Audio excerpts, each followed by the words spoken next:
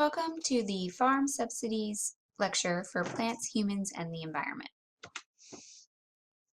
What are farm subsidies? Farm subsidies are direct monetary payments, programs, or loans made to farmers from the U.S. government through the U.S. Department of Agriculture. Although the 2014 version of the Farm Bill has retermed direct payments to be crop insurance payments, although farmers pay no premium for the so-called insurance, it's still similar to a direct payment. The legislation outlining the Farm Bill and associated policies is renewed by Congress about every 5 years. Why do we have farm subsidies?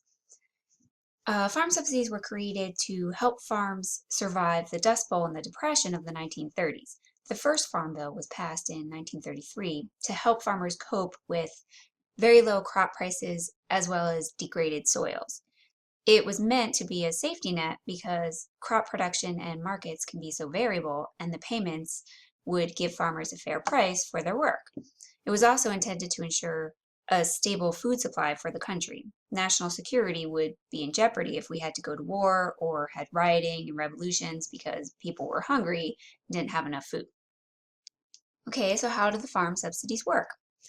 Taxpayers pay taxes to the government. The payments made to farmers come directly from that tax money. So although the government writes the check, it's the taxpayers who are paying the bill. Regardless of the quality or quantity of crop, farmers are paid a fixed amount in farm subsidies. This is on top of any revenue or crop insurance that they would get. It is a guaranteed fixed income. This allows farmers to sell their crop at a lower price and undercut global competitors. For example, even if cotton can be grown cheaper in Pakistan than in the U.S. farmers can sell their cotton at a cheaper price because they are receiving the subsidies to offset the cost. This leads to inefficient crop production, like growing cotton in the deserts of Arizona, which obviously drains scarce water resources. Who gets the farm subsidies? Until recently, nobody really knew exactly where the farm subsidy money was going.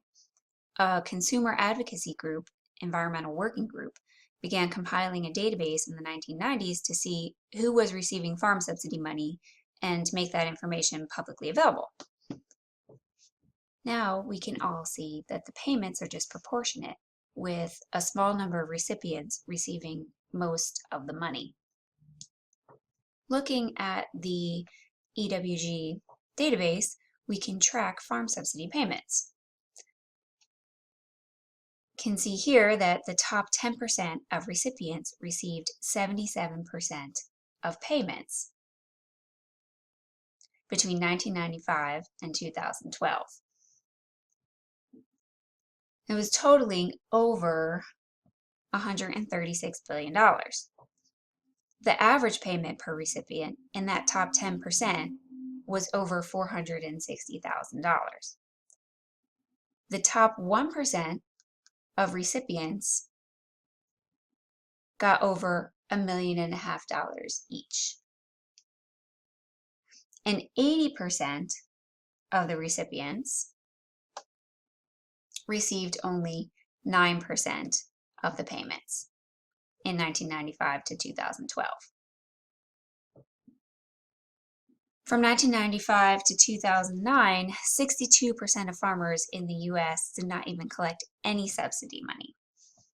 Critics of the Farm Bill claim that the vast sums of taxpayer money are being handed out to farms that are corporately owned or owned by wealthy individuals who are absentee landlords.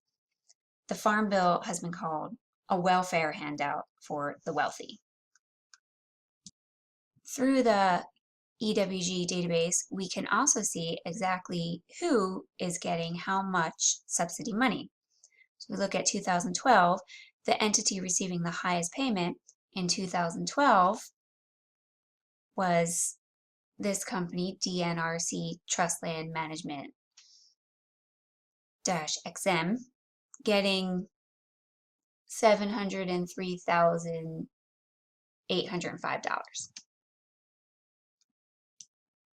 So if we Click on that recipient and we look at the top recipient for 2012, we can see the history of payments they received. In total, they got over $53 million from 1995 to 2012. We can see the crops that they got subsidies on. And we can also see that they have operations in many counties in Montana.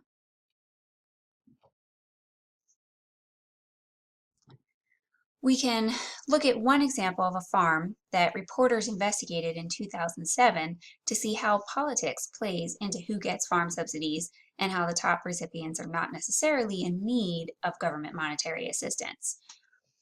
King Ranch was the top recipient of subsidies between 1995 to 2005.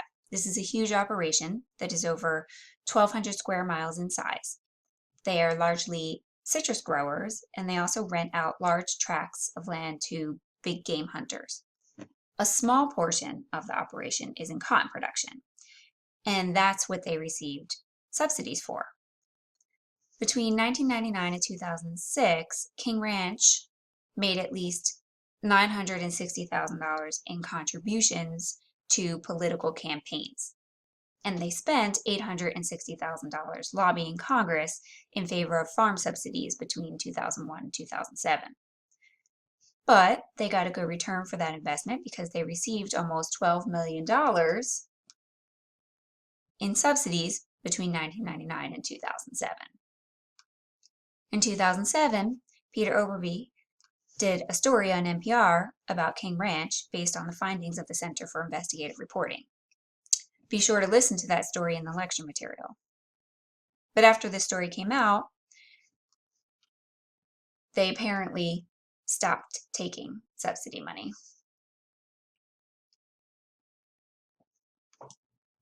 Critics of farm subsidies question whether a taxpayer-funded payment to farmers is justified, given that the average farm household income is so much higher than the average household income in the U.S. The red line on the graph is the mean U.S. household income, while the green line shows the mean farm household income, well above the average U.S. household income. Even though farm income is higher than the U.S. average, farms still receive taxpayer subsidies. And those farms making more revenue, $200,000 a year or more, according to this 2008 EWG chart, get more of the subsidy money. Larger farms that make more profit receive greater amounts of subsidy money.